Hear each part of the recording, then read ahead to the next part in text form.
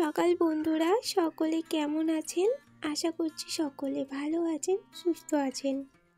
একটা নতুন ভিডিওয়ে আপনাদের সকলকে অনেক অনেক স্বাগত, অনেক ভালোবাসা।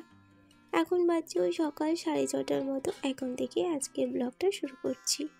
পুরো ব্লগটা দেখতে থাকুন, আশা রাখছি ভালো লাগবে। সকালবেলা উঠেছি ওই 6টা নাগাদ। উঠে নিচে গিয়ে ফ্রেশ হয়ে নিয়ে একটুখানি চা খেয়ে নিয়েছি, আর ছেলেকেও এর মধ্যে একটুখানি কমপ্লান খাইয়ে দিয়েছি, কারণ এরপর আমাকে উপরের কাজটা সেরে রান্নাবান্না সারতে হবে। আজকে একটু বেরোনোর আছে, সেই জন্য একটু উপরের কাজটা তাড়াতাড়ি সেরে আমাকে রান্নাটা বসিয়ে দিতে হবে, আর সময়ের মধ্যে বেরোতেও হবে। উপরটা আজকে আর নাতা দেবো না, কারণ কালকেই নাতা দিয়েছিলাম। তো নিচে এসে আমি এখানে ভাতটা আগে চাপিয়ে দিচ্ছি, তারপরে সবজিটা কেটে তরকারিটাও ওইদিকে চাপিয়ে দেবো। দুধটা নিয়ে চলে এসেছে, এখানে দুধটাও বসিয়ে দিলাম। দুধটা হতে হতে আমার সবজিটা কাটা হয়ে যাবে। কটা আলু ভাতে সেদ্ধ দিয়ে দিচ্ছি টকের জন্য, আর আজকে একটু সয়াবিন আলুর তরকারি করব। আজকে হচ্ছে সানডেতে আমাদের প্রায় চিকেনই খাওয়া হয়, কিন্তু সকালবেলা এখন আনতে গেলে অনেকটাই দেরি হয়ে যাবে, আর আমাকে যেহেতু বেরোতে হবে টাইমের মধ্যে, সেই জন্য আমি হাড় ছাড়া চিকেনটাই আজকে বানিয়ে নিচ্ছি। 2-1 দিন আগে করেছিলাম, 2-3 দিন হবে। খেতে কিন্তু বেশ ভালোই লাগছিল। আসলে 7-8 মাস পর সয়াবিন রান্না করে খেয়েছিলাম, সেই জন্য ভাবলাম 1 প্যাকেট তো পুরো করিনি, কিছুটা রয়েছে, আর 1 প্যাকেট নিয়ে এসে ওর অর্ধেক দিয়ে করে নিচ্ছি। আর এই যে বাড়ির সামনে দিয়ে পাটের শাক বিক্রি হচ্ছিল, তো সেই জন্য একটা পাটের শাকও নিয়ে নিল। আর পাটের শাকটা না এখন খেতে বেশ ভালো লাগে, দামটা একটু বেশি আর পরিমাণেও অল্প। আসলে নতুন নতুন তো, আর এই নতুন শাক খেতে বেশি ভালো লাগে, পুরনো হলে দেখবেন অতটাও ভালো লাগে না। আমার তো এখন পাটের শাক প্রতিদিন হলেও কোনো ব্যাপার নেই, আমি ঠিকই খেতে পারবো। তো পাটের শাকটা ওখানে বানিয়ে নিলাম একটুখানি রসুন ফোড়ন দিয়ে, শুকনো লঙ্কা দিয়ে। আমাদের এখানে তো এরকমভাবেই বানায় পাটের শাক, তো আমি এইভাবেই বানিয়ে নিলাম।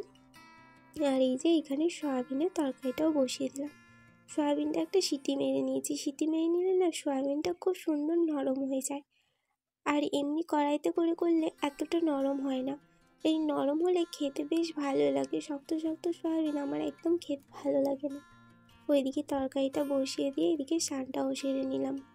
আসলে আজকে তাড়াতাড়ি আছে, আর যেদিন তাড়াতাড়ি থাকে সেদিন আমি এইভাবেই কাজ করে থাকি, একদিকে সংসারে অন্যান্য কাজ আর সাথে রান্না। তো আমাকে এক দিদিভাই কমেন্ট করেছিল আমার বাড়ি কোথায়। আমার বাড়ি হচ্ছে মুর্শিদাবাদ জেলায়। আপনার বাড়ি কোথায় অবশ্যই কমেন্ট করে জানাবেন। আর এক দিদিভাই কমেন্ট করেছিল আমি যে মিউজিকগুলো ব্যবহার করছি, তো এই মিউজিকগুলো কোথায় থেকে নিচ্ছি। এই মিউজিকগুলো ইউটিউব স্টুডিও লাইব্রেরিতে আছে, ওইখান থেকে সার্চ করলে পেয়ে যাবেন। আপনারা যদি বুঝতে পারেন ইউটিউবে সার্চ করে দেখে নেবেন যে ইউটিউব লাইব্রেরি কিভাবে খুলবেন, স্টুডিও লাইব্রেরি, তো ওইখান থেকে সব কিছু পেয়ে যাবেন ইউটিউবে সার্চ করলে। তো সেইখান থেকেই আপনি নিয়ে নিতে পারবেন। আরও যদি কারো কিছু প্রশ্ন থাকে অবশ্যই আমাকে করতে পারেন, আমি অবশ্যই উত্তর দেব। তো খাওয়া দাওয়া করে রেডি হয়ে একদম বেরিয়ে পড়েছি, অনেকটাই দেরি হয়ে গিয়েছে।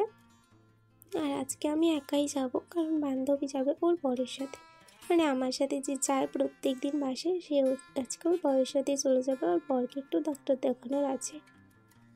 তো কিছুক্ষণ দাঁড়ানোর পর বাস চলে এসেছিলো, তো চলেও এসেছি আমি এই যে পার্লারের কাছে।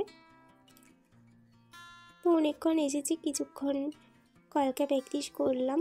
তো এখন এবার খাওয়া দাওয়া করলাম, খাওয়া দাওয়া করার পর এবার হবে হেয়ার স্টাইল। খাওয়া দাওয়ার আগে একটা কাজ হয়, খাওয়া দাওয়ার পরে একটা কাজ হয়। কিছুদিন ছুটি থাকবে, সেই জন্য এখন কন্টিনিউ কদিন ক্লাস করতে হচ্ছে।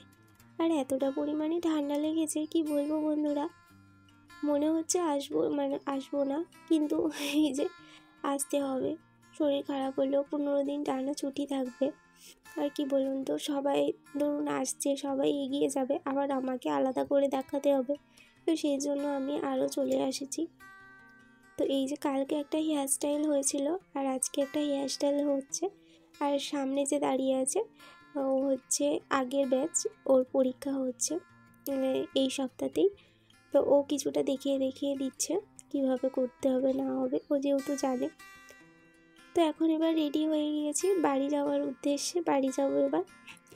জানেন তো বন্ধুরা, সৎ পথে উপার্জন করা অনেকটা কঠিন, আর অসৎ পথে উপার্জন করা অনেক সহজ। সেই জন্য সৎ পথে উপার্জন করা মানুষগুলো যে কত কষ্ট করে, সেটা যারা অসৎ পথে করে তারা কিছুই বুঝতে পারে না। 5 টাকা 10 টাকা তো দূরের কথা, যারা অসৎ পথে উপার্জন করে তাদের কাছে 500 টাকাও কিছুই না।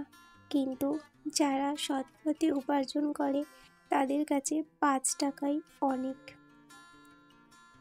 তো এই যে কালকে তো সবজিগুলো রয়ে গিয়েছিল বাসে, তো সেইগুলো আমি আর পাইনি। আমি ভেবেছিলাম হয়তো উনি নিয়ে আসবে বাসে, আমি হয়তো পরের দিন পেয়ে যাব, কিন্তু উনি ওনার বাড়িতে রেখে দিয়েছে। কিন্তু সেই ওনার বাড়িতে গিয়ে আনা সম্ভব নয়। তো আমার বাড়ি থেকে ওনার বাড়ি প্রায় 1 ঘন্টা। আমি যেখানে যাই ওই দিকে নয়, পুরো অন্য দিকে। আপনারাই বলুন, আমি কি সেই বাড়িতে সবজিগুলো নিয়ে আসতে যাব?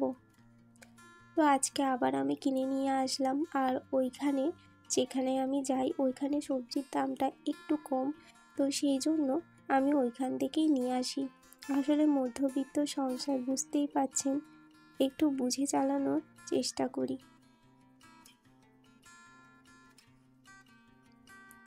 তো বাড়িতে এসে এই যে সন্ধ্যা দিচ্ছিলাম, আর সন্ধ্যা দিতে দিতে হাসছিলাম কেন বলুন তো? কারণ হলো আমি শাক বাজাতে পারছিলাম না, তাই আমার হাজবেন্ড হাসছিল। তো সন্ধ্যা দিয়ে এখানে কিছু জামা কাপড় ছিল, সেইগুলোই আমি এখন গুছিয়ে রেখে দিচ্ছি। আমার ছেলে কিন্তু এই 2 দিন একদমই বেশি জ্বালাতন করেনি, কারণ আস্তে আস্তে হয়তো বড় হচ্ছে, ও বুঝতে শিখছে। কারণ আজকে আমি যখন সকালে যাই, ও তখন আমায় জিজ্ঞাসা করছে, মা তুমি কান্দি যাবে? আমি ওকে বললাম, না বাবা আমি যাব না। কারণ কেন বললাম, ও যদি কান্না করে সেই জন্য। তারপরে ও বলছে, না তুমি মিথ্যে কথা বলছো, তুমি সেজেছো যে তুমি কান্দি যাবে। আমি তখন ওকে হেসে বললাম, হ্যাঁ বাবু আমি যাব। বলছে তুমি পড়তে যাবে? আমি বললাম, হ্যাঁ বাবু আমি পড়তে যাব। বললো বেশ ঠিক আছে, সাবধানে যেও। সত্যি কথাটা শুনে এতটা খুশি হলাম, কি বলবো, আমার ছেলে কত বড় হয়ে গিয়েছে এটাই ভাবলাম। তো বিকালে এসে আর কিছু খাইনি, এখন একটুখানি চা মুড়ি খেলাম, তো শশা কুচি, পেঁয়াজ কুচি আর চানাচুর। তো এখানে বাবা আর ছেলের এখন ফটোশ্যুট চলছে, ওরা দুজনে ওইভাবে শুয়ে রয়েছে আর আমাকে বলছে ছবি তুলে দাও। তো ওটাই আমি এখন করছি। আর মাথাটা না খুবই ঘুরছে, সেই জন্য আমি এই যে একটুখানি নারকেল তেল দিচ্ছি মাথায়। বললামই নয়, শরীরটা কদিন থেকে ভালো যাচ্ছে না, যেমন ঠান্ডা লেগেছে তেমন মাথাটাও ঘুরছে, শরীরটা খুব দুর্বল লাগছে। আসলে কি বলুন তো, এদিকে সংসারের চাপ, ওইদিকে ছোট বাচ্চা, ওকে নিয়ে তো রাতে সেরকম ঘুমই হয় না। তারপর তো 3 ঘন্টা জার্নি করে যাওয়া আসা, ওইখানে গিয়ে কাজ করা, তার মধ্যে আমার বাড়িতে একটা পার্লারও আছে। আসলে কি বলুন তো, শরীর আর দিচ্ছে না, এতটা আর সামলাতে পারছি না। ছোট বাচ্চা হলেই হয়তো এতটা অসুবিধা হচ্ছে। তো মাথায় এইভাবে তেল দিয়ে মাসাজ করছি, সত্যি বলছি এত ভালো লাগছে। আর কেউ যদি করে দিত আরোই ভালো লাগতো। আমার হাজবেন্ড তো তেলই মাখতে চায় না, আর ও তো তেল দেবেও না, সেই জন্য একা একাই নিয়ে নিলাম। মাকে বললে দিত, মাও কাজ করছে সেই জন্য আর বললাম না। তো চলুন বন্ধুরা, আজকের ভিডিওটা আপনাদের কেমন লেগেছে অবশ্যই জানাবেন। সবাই ভালো থাকবেন, সুস্থ থাকবেন, টাটা।